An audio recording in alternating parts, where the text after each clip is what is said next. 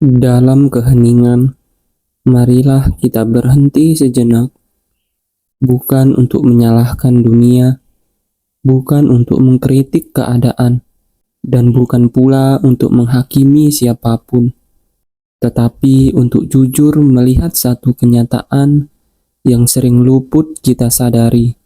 Tidak semua penderitaan datang karena masalah besar. Sebagian penderitaan datang karena kemerosotan batin yang terjadi perlahan, setiap hari, dan tanpa suara. Hari ini kita akan menyusuri satu ajaran Sang Buddha yang sederhana namun sangat tajam. Ajaran tentang mengapa seseorang bisa hidup semakin lelah, semakin gelisah, semakin kosong, padahal secara lahiriah hidupnya terlihat berjalan. Sang Buddha menyebutnya sebagai 6 kualitas kemerosotan, bukan kutukan, bukan nasib buruk, tetapi kondisi batin yang jika dibiarkan akan membuat hidup siang atau malam bergerak, namun ke arah yang salah. Sang Buddha berkata, ketika seseorang memiliki 6 kualitas ini, apakah malam atau siang hari, hanya kemerosotan dalam kualitas-kualitas bermanfaat yang menantinya. Perhatikan baik-baik, kemerosotan tidak selalu berarti jatuh miskin, tidak selalu berarti gagal dalam karir, tidak selalu berarti kehilangan segalanya. Seringkali kemerosotan terjadi ketika hati semakin keras, pikiran semakin gelisah, empati semakin tipis, dan kebijaksanaan semakin jarang muncul. Dan yang paling berbahaya, kita terbiasa dengan kondisi itu. Kualitas pertama, keinginan kuat dan tidak puas. Sang Buddha menyebutnya, seseorang yang memiliki keinginan-keinginan kuat, merasa susah, dan tidak puas. Ini adalah akar pertama. Keinginan kuat bukan berarti punya cita-cita, tetapi batin yang tidak pernah merasa cukup. Hari ini, keinginan seperti ini tampil sebagai selalu membandingkan hidup, selalu merasa kurang, selalu mengejar versi diri yang lain, dan selalu lelah meski sudah mendapatkan banyak. Makanan ada, tetapi rasanya biasa saja. Rumah ada, tetapi terasa sempit. Pekerjaan ada, tetapi selalu terasa kurang bergengsi. Inilah penderitaan orang modern, bukan kekurangan, tetapi ketidakpuasan batin.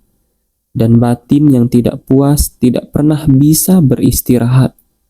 Kualitas kedua, tidak memiliki keyakinan. Seseorang tidak memiliki keyakinan. Keyakinan di sini bukan sekedar percaya pada ajaran, tetapi kepercayaan bahwa hidup memiliki arah dan perbuatan memiliki akibat. Tanpa keyakinan, manusia akan hidup dalam sinisme, kelelahan eksistensial, rasa hampa yang tidak bernama. Hari ini kita menyebutnya, aku tidak tahu untuk apa semua ini. Orang tanpa keyakinan akan mudah berkata, semuanya sama saja, berbuat baik juga tidak ada gunanya. Dan saat keyakinan runtuh, moralitas akan ikut runtuh. Dan saat keyakinan runtuh, moralitas akan ikut runtuh. Kualitas ketiga, tidak bermoral. Seseorang tidak bermoral, ini bukan tentang menjadi suci, tetapi tentang hidup tanpa rem batin.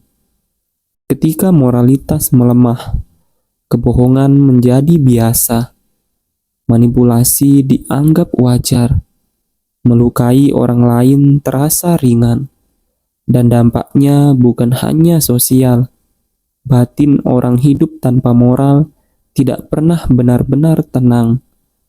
Karena jauh di dalam, ia tahu ada sesuatu yang tidak selaras. Kualitas keempat, malas.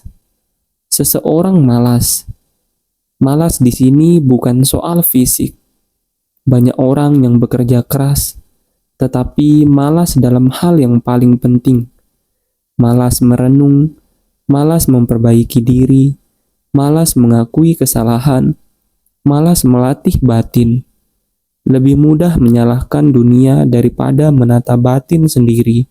Dan kemalasan batin membuat kesalahan yang sama terulang lagi, dan lagi, dan lagi.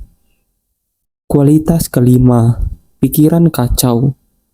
Seseorang berpikiran kacau, ini sangat relevan hari ini.